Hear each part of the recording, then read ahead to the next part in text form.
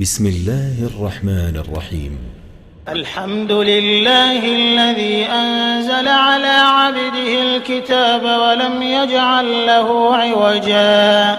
قيما لينذر بأسا شديدا من لدنه ويبشر المؤمنين الذين يعملون الصالحات أن لهم أجرا حسنا ماكثين فيه أبدا وينذر الذين قالوا اتخذ الله ولدا ما لهم به من علم ولا لآبائهم كبرت كلمة تخرج من أفواههم إن يقولون إلا كذبا فلعلك باخع نفسك على آثارهم إن لم يؤمنوا بهذا الحديث أسفا إنا جعلنا ما على الأرض زينة لها لنبلوهم أيهم أحسن عملا وإنا لجاعلون ما عليها صعيدا جرزا أم حسبت أن أصحاب الكهف والرقيم كانوا من آياتنا عجبا إذ أوى الفتية إلى الكهف فقالوا ربنا آتنا من لدنك رحمة وهيئ لنا من أمرنا رشدا فضربنا على آذانهم في الكهف سنين عددا ثم بعثناهم لنعلم أي الحزبين أحصى لما لبثوا أمدا نحن نقص عليك نبأهم بالحق إنهم فتية آمنوا بربهم وزدناهم هدى وربطنا على قلوبهم إذ قاموا فقالوا ربنا رب السماوات والأرض لن ندعو من دونه إلها لقد قلنا إذا شططا هؤلاء قومنا اتخذوا من دونه آلهة لولا يأتون عليهم بسلطان بين فمن أظلم ممن افترى على الله كذبا وإذ اعتزلتموهم وما يعبدون إلا الله فأووا إلى الكهف ينشر لكم ربكم من رحمته ويهيئ لكم من أمركم مرفقا وترى الشمس إذا طلعت تزاور عن كهفهم ذات اليمين وإذا غربت تقرضهم ذات الشمال وهم في فجوة منه ذلك من آيات الله من يهد الله فهو المهتد ومن يضلل فلن تجد له وليا مرشدا وتحسبهم أيقاظا وهم رقود ونقلبهم ذات اليمين وذات الشمال وكلبهم باسط ذراعيه بالوصيد لو اطلعت عليهم لوليت منهم فرارا ولملئت منهم رعبا وكذلك بعثناهم ليتساءلوا بينهم قال قائل منهم كم لبثتم قالوا لبثنا يوما أو بعض يوم قالوا ربكم أعلم بما لبثتم فبعثوا أحدكم بورقكم هذه إلى المدينة فلينظر أيها أزكى طعاما فليأتكم برزق منه وليتلطف ولا يشعرن بكم أحدا إنهم إن يظهروا عليكم يرجموكم أو يعيدوكم في ملتهم ولن تفلحوا إذا أبدا وكذلك أعثرنا عليهم ليعلموا أن وعد الله حق وأن الساعة لا ريب فيها إذ يتنازعون بينهم أمرهم فقالوا ابنوا عليهم بنيانا ربهم أعلم بهم قال الذين غلبوا على أمرهم لنتخذن عليهم مسجدا سيقولون 3 رابعهم كلبهم ويقولون 5 سادسهم كلبهم رجما بالغيب ويقولون 7 وثامنهم كلبهم قل ربي أعلم بعدتهم ما يعلمهم إلا قليل فلا تمار فيهم إلا مراء ظاهرا ولا تستفت فيهم منهم أحدا ولا تقولن لشيء إني فاعل ذلك غدا إلا أن يشاء الله واذكر ربك إذا نسيت وقل عسى أن يهديني ربي لأقرب من هذا رشدا ولبثوا في كهفهم 300 سنين وازدادوا 9 قل الله أعلم بما لبثوا له غيب السماوات والأرض أبصر به وأسمع ما لهم من دونه من ولي ولا يشرك في حكمه أحدا واتل ما أوحي إليك من كتاب ربك لا مبدل لكلماته ولن تجد من دونه ملتحدا واصبر نفسك مع الذين يدعون ربهم بالغداة والعشي يريدون وجهه ولا تعد عيناك عنهم تريد زينة الحياة الدنيا ولا تطع من أغفلنا قلبه عن ذكرنا واتبع هواه وكان أمره فرطا وقل الحق من ربكم فمن شاء فليؤمن ومن شاء فليكفر إنا أعتدنا للظالمين نارا أحاط بهم سرادقها وإن يستغيثوا يغاثوا بماء كالمهل يشوي الوجوه بئس الشراب وساءت مرتفقا إن الذين آمنوا وعملوا الصالحات إنا لا نضيع أجر من أحسن عملا أولئك لهم جنات عدن تجري من تحتهم الأنهار يحلون فيها من أساور من ذهب ويلبسون ثيابا خضرا من سندس واستبرق متكئين فيها على الأرائك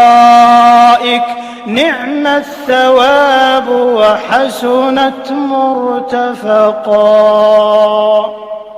واضرب لهم مثلا الرجلين جعلنا لأحدهما جنتين من أعناب وحففناهما بنخل وجعلنا بينهما زرعا كلتا الجنتين آتت أكلها ولم تظلم منه شيئا وفجرنا خلالهما نهرا وكان له ثمر فقال لصاحبه وهو يحاوره أنا أكثر منك مالا وأعز نفرا ودخل جنته وهو ظالم لنفسه قال ما أظن أن تبيد هذه أبدا وما أظن الساعة قائمة ولئن رددت إلى ربي لأجدن خيرا منها منقلبا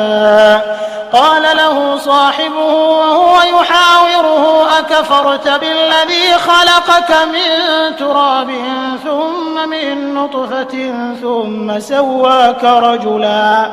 لكن هو الله ربي ولا أشرك بربي أحدا ولولا إذ دخلت جنتك قلت ما شاء الله لا قوة إلا بالله إن ترني أقل منك مالا وولدا فعسى ربي أن يؤتيني خيرا من جنتك ويرسل عليها حسبانا من السماء فتصبح صعيدا زلقا أو يصبح ماؤها غورا فلن تستطيع له طلبا وأحيط بثمره فأصبح يقلب كفيه على ما أنفق فيها وهي خاوية على عروشها ويقول يا ليتني لم أشرك بربي أحدا ولم تكن له فئة ينصرونه من دون الله وما كان منتصرا هنالك الولاية لله الحق هو خير ثوابا وخير عقبا واضرب لهم مثل الحياة الدنيا كماء إن أنزلناه من السماء فاختلط به نبات الأرض فأصبح هشيما تذروه الرياح وكان الله على كل شيء مقتدرا المال والبنون زينة الحياة الدنيا والباقيات الصالحات خير عند ربك ثوابا وخير أملا ويوم نسير الجبال وترى الأرض بارزة وحشرناهم فلم نغادر منهم أحدا وعرضوا على ربك صفا لقد جئتمونا كما خلقناكم أول مرة بل زعمتم أن لن نجعل لكم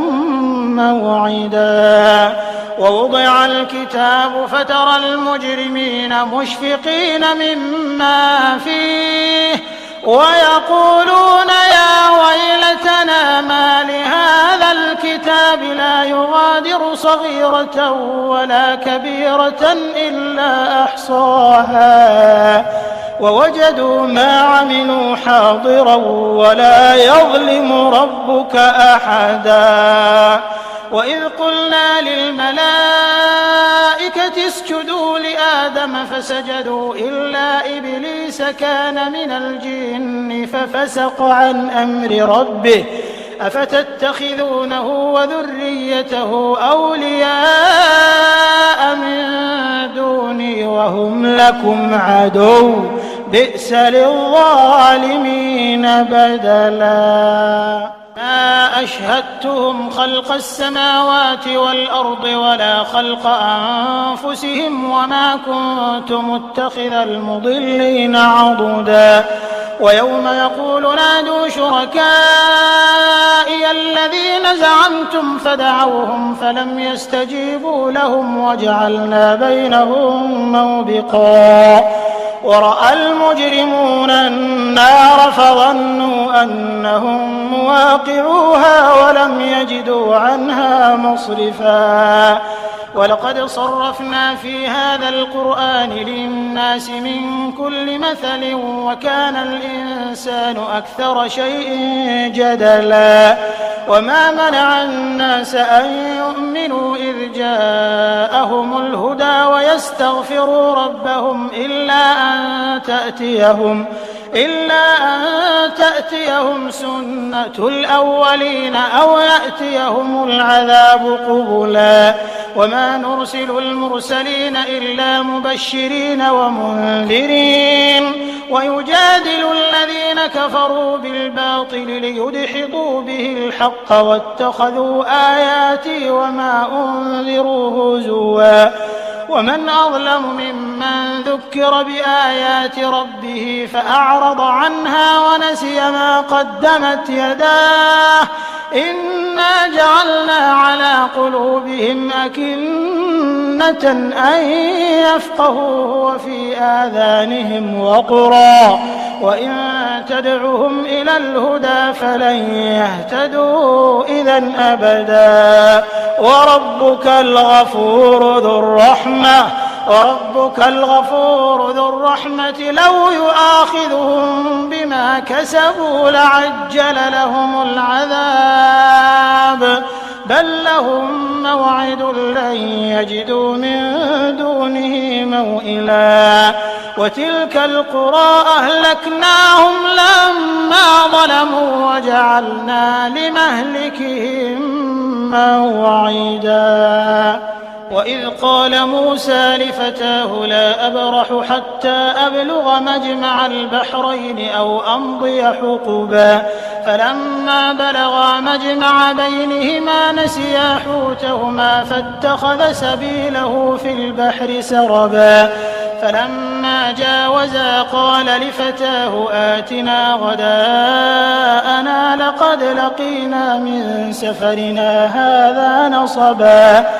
قال أرأيت إذ أوينا إلى الصخرة فإني نسيت الحوت وما أنسانيه إلا الشيطان أن أذكره واتخذ سبيله في البحر عجبا قال ذلك ما كنا نبغ فارتدا على آثارهما قصصا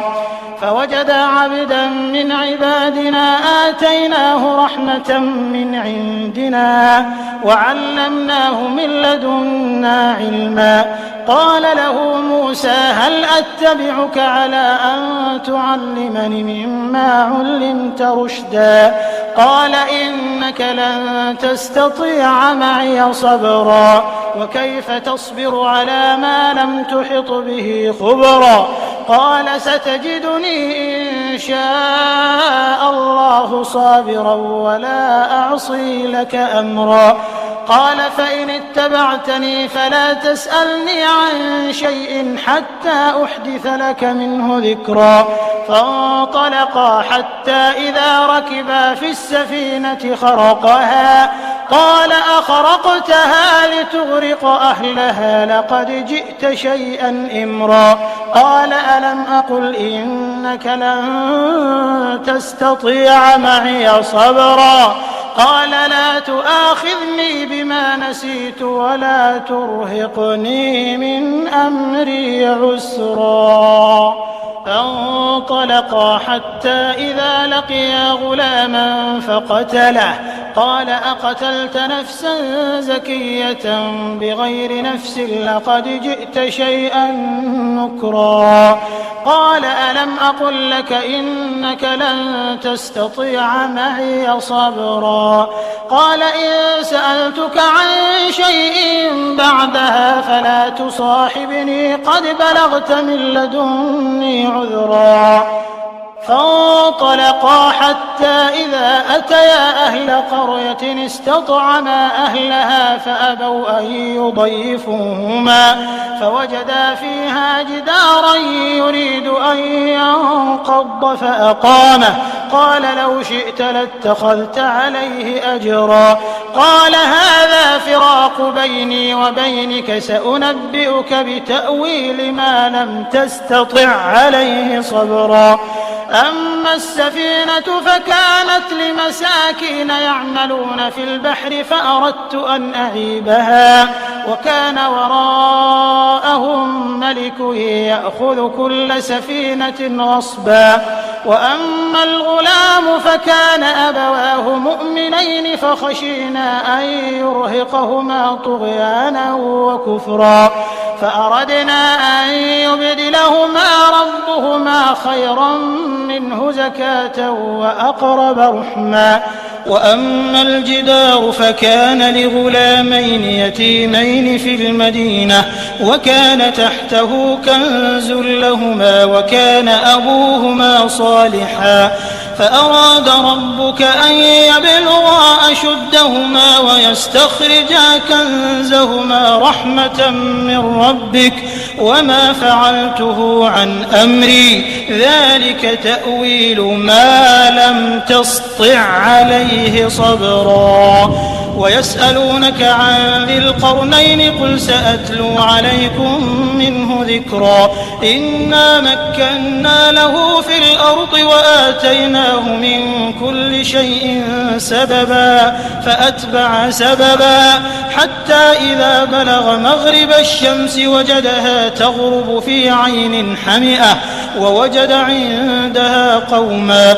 قلنا يا ذا القرنين إما أن تعذب وإما أن تتخذ فيهم حسنا قال أما من ظلم فسوف نعذبه ثم يرد إلى ربه فيعذبه عذابا نكرا وأما من آمن وعمل صالحا فله جزاء الحسنى وسنقول له من أمرنا يسرا ثم أتبع سببا حتى إذا بلغ مطلع الشمس وجدها تطلع على قوم لم نجعل لهم من دونها سترا كذلك وقد أحطنا بما لديه خبرا ثم أتبع سببا حتى إذا بلغ بين السدين وجد من دونهما قوما لا يكادون يفقهون قولا قالوا يا ذا القرنين إن يأجوج ومأجوج مفسدون في الأرض فهل نجعل لك خرجا على أن تجعل بيننا وبينهم سدا قال ما مكني فيه ربي خير فأعينوني بقوة أجعل بينكم وبينهم ردما آتوني زبر الحديد حتى إذا ساوى بين الصدفين قال انفخوا حتى إذا جعله نارا قال آتوني أفرغ عليه قطرا فما استطاعوا أن يظهروه وما استطاعوا له نقبا قال هذا رحمة من ربي فإذا جاء وعد ربي جعله دكا وكان وعد ربي حقا وتركنا بعضهم يومئذ يموج في بعض ونفخ في الصور فجمعناهم جمعا وعرضنا جهنم يومئذ للكافرين عرضا الذين كانت أعينهم في غطاء عن ذكري وكانوا لا يستطيعون سمعا أفحسب الذين كفروا أن يتخذوا عبادي من دوني أولياء إنا أعتدنا جهنم للكافرين نزلا قل هل ننبئكم بالأخسرين أعمالا الذين ضل سعيهم في الحياة الدنيا وهم يحسبون أنهم يحسنون صنعا أولئك الذين كفروا بآيات ربهم ولقائه فحبطت أعمالهم